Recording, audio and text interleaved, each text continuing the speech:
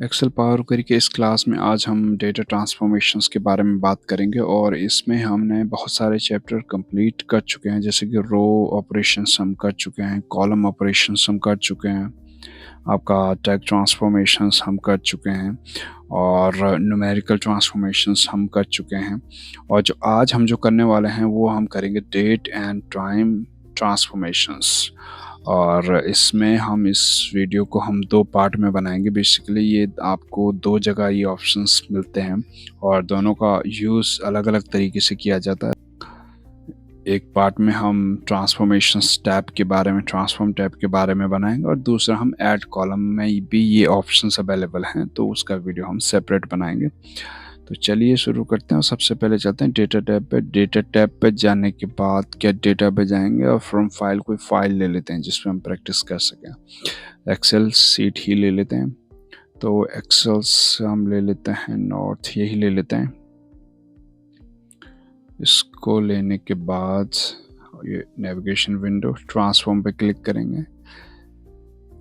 उसके बाद अब जो ये लोड हो रहा है तो ये पावर क्वेरी एडिटर विंडो में आप इंटर कर चुके हो और यहाँ पे आपको ये डेटा दिख रहा है। तो जैसे कि आज हमें डेट एंड टाइम को समझना है तो उसके लिए हम जाएंगे ट्रांसफॉर्म टैब पे।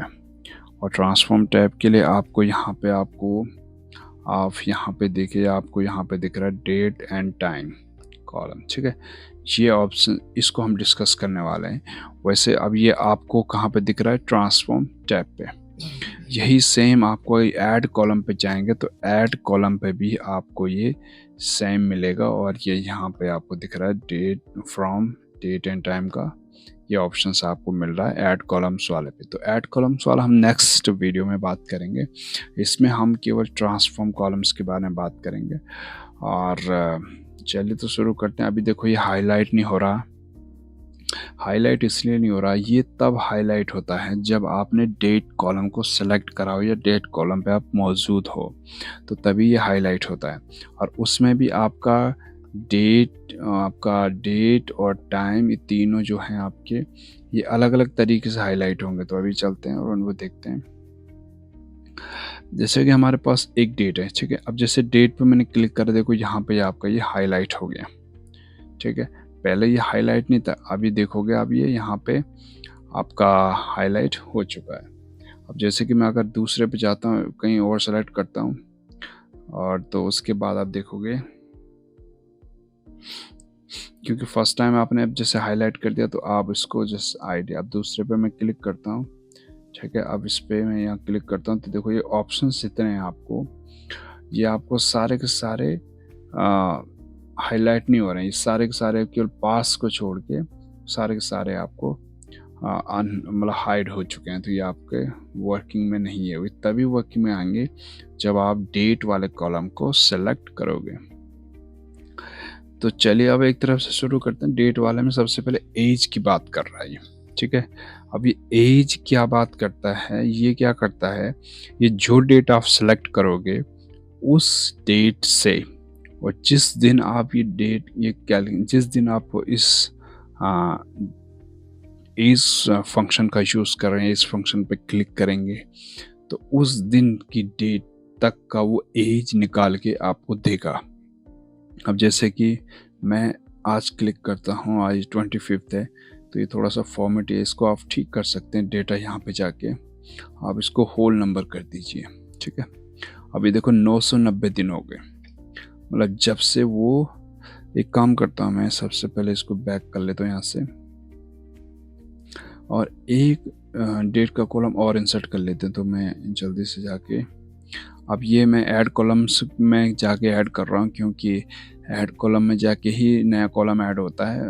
वैसे तो एग्जिस्टिंग पे ही चेंजेस होते हैं। तो वैसे ही अभी इसको मत देखना, अभी तो मैं केवल रफली आपको कॉलम ऐड करके दिखा रहा हूँ केवल, ठीक है। और ये हो जाएगा आपका, उसको मैं रखूँगा डेट, ठीक है। और ये बना डेट ठीक नहीं लग रही है,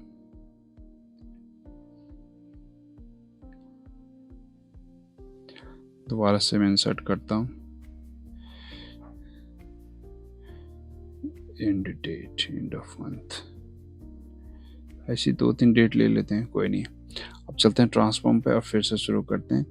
तो जैसे कि अब देखो ट्रांसफॉर्म टैब पे मैं आपको पहले बता दूं, या आपको शायद आप यदि फर्स्ट टाइम अगर आ रहे हो, तो ट्रांसफॉर्म टैब जो भी इसमें आपको टूल्स दिख रहे हैं, ये केवल एग्जिस्टिंग डेटा में चेंज करने के लिए ही यूज़ करे जाते हैं। मतलब कि ये, जैसे कि मैं अभी डेट वाले कॉलम पे हूँ, इस कॉलम पे, तो ये इसी कॉलम पे चेंजेस करके वैल्यूज़ को रिप्लेस कर देंगे। लेकिन ऐड कॉलम वाला जो मैंने आपको पहले भी बता चुका हूँ, ऐड कॉलम वाले में क्या होता है, ये नया कॉलम ऐड करके और अपडेटेड फिगर्स, डेटा जो भी आपने कैलकुलेशंस करी हैं उस पे वो आपको देता है। लेकिन ट्रांसफॉर्म टैब में, जिसमें हम अभी करंटली काम कर रहे हैं, इसमें एग्जिस्टिंग सीट पे ही, एग्जिस्टिंग कॉलम पे ही चेंजेस करेगा। और अभी देखो जैसे इनवॉइस डेट है, तो यहाँ पे डेट है, ठीक है। अब हम जाएंगे डेट पे। अब डेट पे जाने के बाद हम चाहते हैं कि एज कैलकुलेट करना। अब जैसे कि ये 2023 का है और आज हम 2025 में बैठे हुए हैं, तो ये एज पे क्लिक करेंगे तो उस डेट से लेकर आज जो मैं डेट्स, आज की जो डेट है वहाँ तक के डेज ये ऑटोमेटिकली काउंट कर लेगा और हमें एज बता देगा। अभी देखो 990 दिन हो चुके हैं। इसका डेटा थोड़ा सा हमें चेंज करना पड़ेगा। इसको होल नंबर फॉर्मेट, देखो डेटा टाइप में आपको चेंज करना बता रखा है पहले, आप वहाँ से वीडियो देख सकते हैं। तो देखो ये हमने चेंज कर दिया, तो 990 दिन हुए, समझ रहा है ना। ये इस तरीके से इसने इसी कॉलम में चेंजेस कर दिए। अब मैं पीछे देखो, अगर पीछे जाने के लिए ये भी मैंने आपको बता रखा है, ये जो यहाँ पे होता है अप्लाइड स्टेप वाला पैनल, इसमें आपको देखोगे सारे स्टेप्स अपने आप ही इसमें रिकॉर्ड होते रहते हैं, तो ये आपको देखना पड़ेगा। यदि आपको पीछे जाना तो देखो यहाँ पे आपको एक क्रॉस का साइन दिख रहा है, ये वाला, आप इसे क्रॉस कर सकते हैं, ठीक है। इसे क्रॉस करके आप पीछे जा सकते हैं पुराने स्टेप में दोबारा। तो हमारा एज वाला में हो गया। उसके बाद हम दूसरा इस पे देखें, डेट अभी नहीं हुआ, एक और है, ठीक है। उसके बाद डेट में जाएंगे, डेट में जाने का एज होगा डेट ओनली। अब ये बेसिकली क्या होता है, ये डेट ओनली का क्या होता है, कभी कभी क्या होता है कि डेट के साथ टाइम आ रहा होता है। जैसे कि मैं एग्जांपल के लिए, वैसे टाइम तो इसमें है नहीं, तो मैं वैसे टाइम ले लेता हूँ, डेट एंड टाइम वाला डेटा फॉर्मेट ले लेता हूँ, ठीक है। और अब ये मान लेते हैं टाइम तो है नहीं, लेकिन ये क्योंकि ये डेट एंड टाइम के फॉर्मेट में आ गया है, तो कभी कभी क्या होता है, हमें केवल क्या चाहिए होता है कि हमें टाइम ना लेके हमें केवल डेट को दिखाना होता है, या डेट को ही चाहिए होता है। ये तो एक तो तरीका है कि डेटा टाइप में जाके चेंज कर लो, लेकिन कभी कभी इसके अलावा भी हमें दूसरे तरीके की ज़रूरतें पड़ती हैं। तो उसके लिए क्या, डेट में जाएंगे और यहाँ पे date only, date only pay click करेंगे, ऑटोमेटिकली उसमें केवल टाइम हटा देगा आपका और उसमें डेट ही डेट दिखेगा। तो ये इस तरीके से यहाँ पे कर लिया इसने। उसके बाद नेक्स्ट ऑप्शन अगर हम देखें तो ईयर्स, ठीक है। अब ये क्या करेगा, ईयर्स पे अगर मैं क्लिक करूँगा तो ये यहाँ पे आपको ईयर बताएगा, ठीक है। अगर मैं स्टार्ट ऑफ ईयर बताऊँगा, क्लिक करूँगा, तो ये जो डेट है, जिस साल की वो डेट है, उसका स्टार्टिंग, मतलब उसका स्टार्टिंग दिन कौन था उस साल का, वो दिखेगा। अब एंड ऑफ ईयर पे मैं क्लिक करता हूँ तो इसका लास्ट दिन कौन होगा इस साल का, वो ये दिखाएगा। जैसे मैं ईयर पे क्लिक करता हूँ, अब ये देखने ईयर बता रहा, ये सेम कॉलम पे रिप्लेस कर रहा था इसलिए ईयर, उस पर ईयर बता रहा है। ऐड कॉलम पे अलग कॉलम ऐड करता मैं, ये आपको बता रहा हूँ। अब मैं एक बार फिर से, ये हमारा काम हो गया, इसको पीछे करता हूँ दोबारा से, और दोबारा से हमारा ईयर हो गया, ये वाला ईयर बता रहा। अब start of year, start of year मतलब स्टार्टिंग बताएगा वो, ठीक है। अभी देखो जो, क्योंकि सबका जनवरी है तो सब में जनवरी ही दिखा रहा है, लेकिन अलग अलग ईयर का है, देखो ये आप देख सकते हो। तो ये स्टार्टिंग डे होता है किसी भी साल का, तो इसलिए उसने वो दिखा दिया। पीछे चलता हूँ दोबारा से, अब दोबारा से मैं गया ईयर पे, अब ये कर and of the year, end of year, ये लास्ट में दिसंबर दिखा रहा, तो साल का आखिरी दिन तो 31 दिसंबर ही होगा, तो वो ये दिखा रहा। ये बहुत सारी इनकी ज़रूरत पड़ती है, तो इसलिए सारे ऑप्शन इसमें दिए गए हैं। आप धीरे धीरे जिससे डेटा पे काम करोगे तो आपको ये सारी ऑप्शंस यूज़ करने को मिलेंगे। अब ईयर तो हो गया, मंथ पे भी सेम सिस्टम है। देखो ये मंथ बताएगा, ये आपको मंथ का नंबर बता देगा, ठीक है। ये मंथ का नंबर बता दिया, ठीक है। उसके बाद दोबारा से जाऊँ मैं तो मंथ के अलावा ये फिर बताए स्टार्ट ऑफ मंथ, अब जिस मंथ की डेट आपने सेलेक्ट करी है, जैसे कि यहाँ पे एक 13/3/2023 है, तो ये मार्च मंथ है, तो इसकी start of the month date क्या होगी? तो 1 मार्च होगी, और end of the month date है तो 31 मार्च होगी, 28 मार्च होगी, मतलब 28 फरवरी होगी, या 31 जनवरी हो, कुछ भी हो सकता। अब देखो स्टार्ट ऑफ मंथ करूँगा तो ये दिखाएगा 1/3/2023, यहाँ पे ध्यान दो, देखो 1/3/2023, मतलब वो स्टार्टिंग की डेट दिखाता है, ठीक है। उसके बाद अगर दूसरा ऑप्शन अगर मैं मंथ में देखूँ तो वो है एंड ऑफ द मंथ। देखो ये 31 मार्च यहाँ पे दिखाएगा, देखो 31 मार्च दिखाते हैं इसने, मतलब लास्ट डे दिखाता मंथ का। उस पर अगर हम दूसरे ऑप्शंस की बात करें तो दूसरे ऑप्शंस में आपको डेज इन मंथ्स, अब ये कह रहा है कि जो डेट आपने सेलेक्ट करी है वो किसी न किसी मंथ की तो होगी, और किसी उस मंथ में कितने दिन होते हैं वो दिखाएगा। अब देखो डेज ऑफ मंथ, अभी देखो ये 31 है, जनवरी में 31 ही होते हैं, और डेट क्या है? सितंबर है, सितंबर में 30 होते हैं। तो ये इस तरीके से दिखाता है आपको। उसके बाद अगर हम दूसरा ऑप्शन इस पे देखें मंथ का, तो डेज ऑफ मंथ हो गया। नेम ऑफ मंथ, अगर इसी मंथ का आपको नाम चाहिए तो वो नाम भी दे देगा आपको, देखो ये नाम में दे दिया, आप उसने डेट हटा के नाम में दे दिया आपको, लेकिन उसी कॉलम पे देगा। ट्रांसफॉर्मेशंस का मतलब यही होता है कि एग्जिस्टिंग डेटा में ही चेंज करना, आपको कोई extra addition, extra data add करके नहीं देगा, वो एग्जिस्टिंग डेटा में ही काम करेगा, उसी एग्जिस्टिंग कॉलम पे ही चेंज करेगा, इसलिए वो डेट वाले को उसी पे चेंज कर रहा है, ठीक है। तो नेक्स्ट में हम मंथ तो हमारा हो गया, उससे क्वार्टर, सेम चीज़ क्वार्टर की भी है। अब ये जो डेट आपने सेलेक्ट करी है, इस साल का बल कौन सा क्वार्टर है, क्वार्टर ऑफ ईयर। अब जैसे कि सपोज मैं मार्च को सिलेक्ट कर, खैर तो पूरा कॉलम ही वो हो जाएगा, मार्च है क्वार्टर ऑफ द ईयर, ठीक है। अब ये कह रहा है फर्स्ट क्वार्टर है, तो ये अगर हम जनवरी से ईयर काउंट कर रहे हैं तो जैन फेब मार्च, तो ये क्या होगा? आपका फर्स्ट क्वार्टर होगा, ठीक है। तो मार्च की डेट फर्स्ट क्वार्टर होगा, तो ये हो गया। उसके बाद हम दोबारा चलते हैं, दोबारा जाने के बाद हम क्वार्टर पे वही स्टार्ट ऑफ क्वार्टर। अब क्वार्टर का स्टार्ट दिखाएगा ये। क्वार्टर का स्टार्ट क्या होता है? 1/1/2023, मतलब जनवरी से ही स्टार्ट हुआ था, इसलिए जनवरी ही दिखा रहा है वो, तो ये जनवरी वाला हो गया।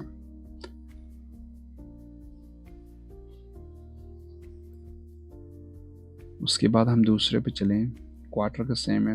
अब एंड ऑफ क्वार्टर भी ठीक है, वैसे ही दिखाएगा, 31 जनवरी ही होगा, ठीक है, मतलब हर मंथ का 31 लास्ट दिन ही होगा। उसके बाद हम चलते हैं वीक भी सेम है, वीक को भी से देखो, वीक ऑफ ईयर, जो डेट आप जिस डेट पे भी हो, जिस उसका वीक ऑफ ईयर, वो ईयर का कौन सा वीक है, ठीक है। अब जैसे मार्च 11वां वीक है, ठीक है। अब ये 11 वीक कैसे हुआ होगा? आप अगर हमने, क्योंकि 31 इसकी जो डेट थी, 11 वीक आ रहा है, इसकी डेट है 13, ठीक है, तो 11 वीक दिखा रहा है साल का। तो अब अगर हम ये बड़ा बड़ा हिसाब भी लगाएं तो जनवरी में 4 वीक हो गए, ठीक है, और आपके 4 वीक 4,000, और आपके फरवरी में भी 4 वीक लगा लो तो 8 वीक हो गए, और उसके बाद मार्च में अब लगा लो, मार्च में 3 वीक लगा लो 13 तारीख तक, तो साल का वो कौन सा वीक है? आप यहाँ पे जाओगे तो वो बताएगा कि 11वां वीक है, देखो 11वां वीक बताएगा आपको। तो ये था डेट एंड टाइम इसमें। उसमें और ऑप्शंस भी देखो, वीक का सारी चीज़ें वही है, वीक ऑफ मंथ, अब इस मंथ का कौन सा वीक है, तो ये तो बेसिक्स चीज़ें, वो मंथ का वीक बता देगा। स्टार्ट ऑफ वीक, स्टार्टिंग का वीक कौन सा है।